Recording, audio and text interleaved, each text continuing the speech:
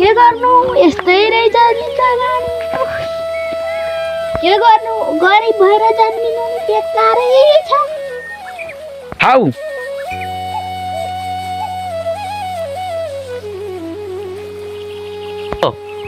ए दिदी के गर्नु भएको त्यस्तो के होइन नानी यता आउनु बस्नु आउनु न आउनु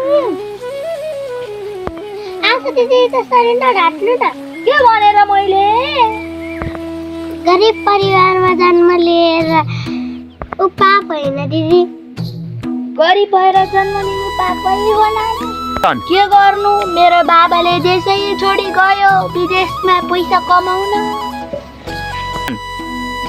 के गर्नु आफ्नो देशै छोडी परदेश जानु पर्या छ नानी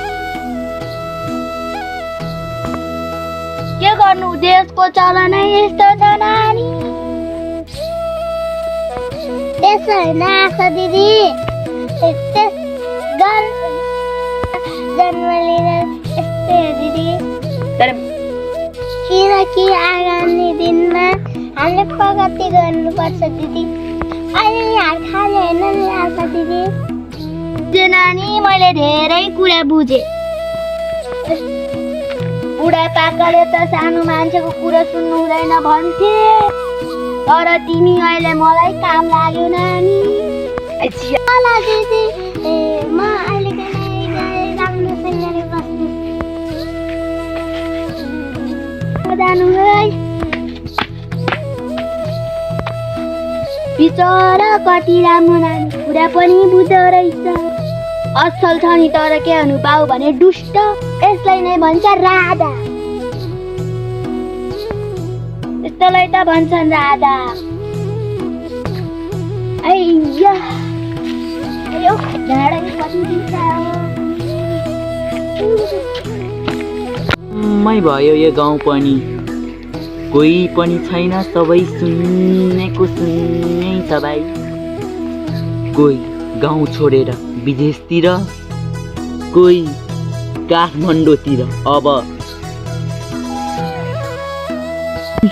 अचम्म छ अहिलेको बच्चा यो गाउँमा पढाउनु भन्दा बढी काठमाडौँमा लाग्छ अब काठमाडौँमा के छ कुन्नी त्यता त कटिङ मै भयो यो गाउँ पनि कोही पनि छैन सबै सुन्नेको सुन्नै छ भाइ कोही गाउँ छोडेर विदेशतिर कोही काठमाडौँतिर अब अचम्म छ अहिलेको बच्चा यो गाउँमा पढाउनु भन्दा बढी काठमाडौँमा लाग्छ अब काठमाडौँमा के छ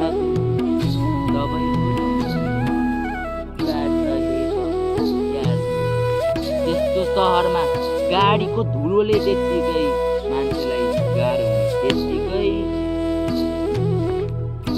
तिनीहरूलाई फेरि त्यहीँ नाच्ने टिक्का बनाउने खाने त्यस्तो गर्नुपर्छ यो गाउँमा आफ्नो देश आफ्नै ठाउँ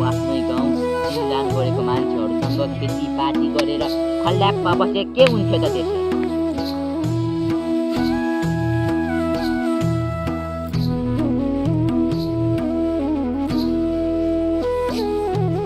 ए नरेश दाइ किन एक्लै कुरा गरिराख्नु भएको? त्यस्तो केही पनि होइन नानी, अब के नै हुन्छ र म जस्तो मान्छेको कुरा। त्यसो भए दाइ नरेश दिदीको घरमा छ, आशा दिदीको घरमा छ, मुई पनि खाना हुन्छ। के खानु नानी, यस्तो जाडो छ, म त यी घाम तापेर बसेको यहाँ। अब यस्तो जाडोमा मुसुई खानेको चाहिँ कुरा छोड नानु। त्यत्तिकै जिस्काएर भनेको दाजु। मलाई दाइ जस्तो मान्छेलाई आशा दिदीको घरमा छ, गाई त दुध त छोडिसक्यो। के भयो त अनि? ल म गएँ। यहाँ भित्र गएर बस्नु पर्यो।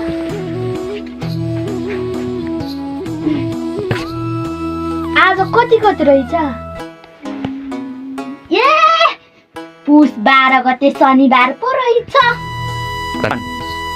ला आज त 2 महिना पो भएछ काजी साहबको दिन ल्याएको थियो। आज 2 गते भयो।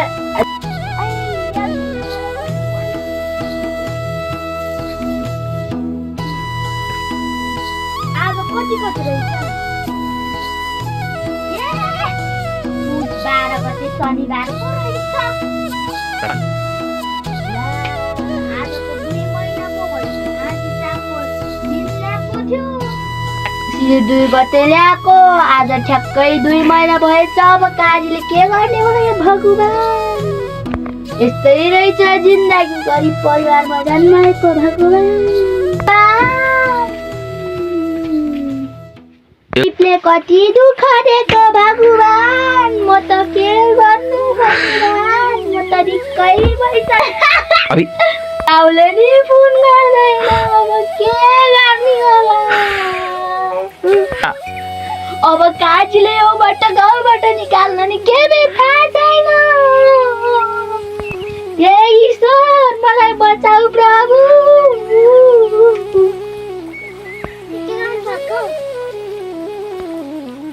के गर्नु नानी, ऋणले च्याप्यो मलाई। तिमी आयो आऊ बस नानी, उठेर बस न।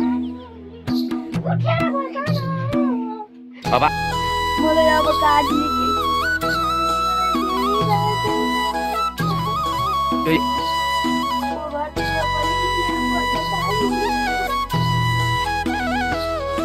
दुःख पर्ने बेला रिनाइले जापियो। के खबर छ गोनी? पैसा लागेको पनि 2, 3, 4 दिन भइसक्यो।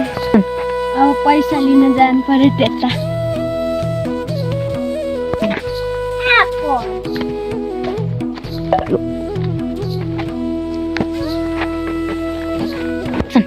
ए काजी साहब आउनु भएछ।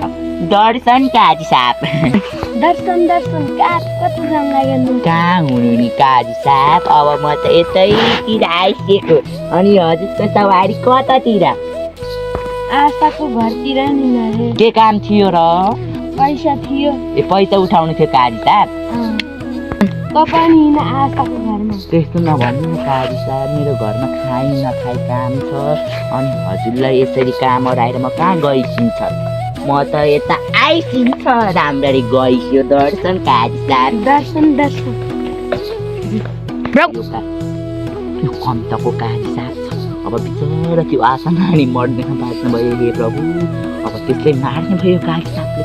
पैसा दिएन भने यो घरबाटै आउट गर्न नि के भयो यो गाउँबाटै। सबले आशामा गर्नु।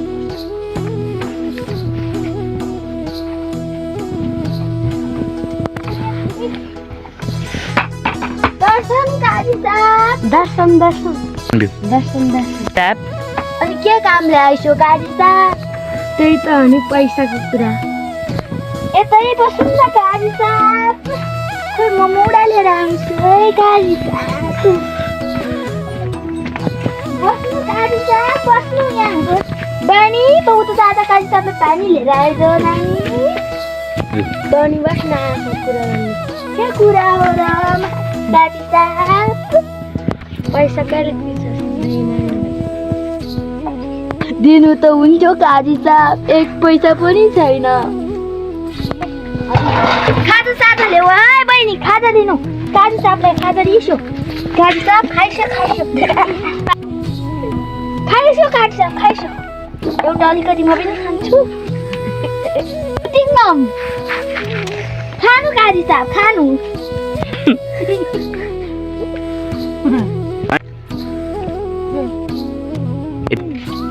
बहिनी हो यो ओ काजी साहब मेरो बहिनी हो यत्रो भइसक्यो मेरो बहिनी बस्न नानी पनि खाउला काजी साहब बल्ल बल्ल हाम्रो घरमा आउनु भएको 8 लाखको घुमाउनु पाए म त पैसा लिन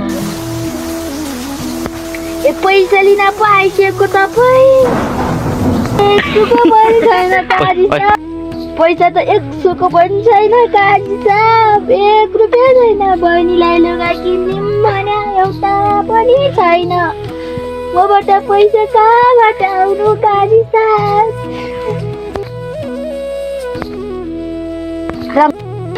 पैसा एउटा नि छैन भएको मेरो बाउको घर यो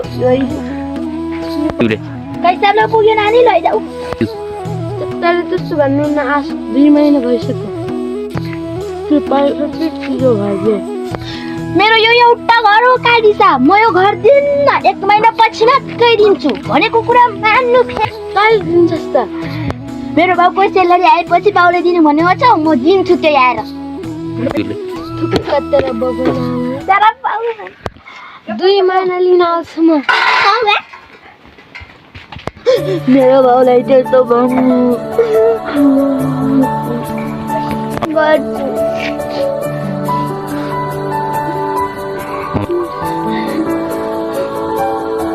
लागेन त के भएछ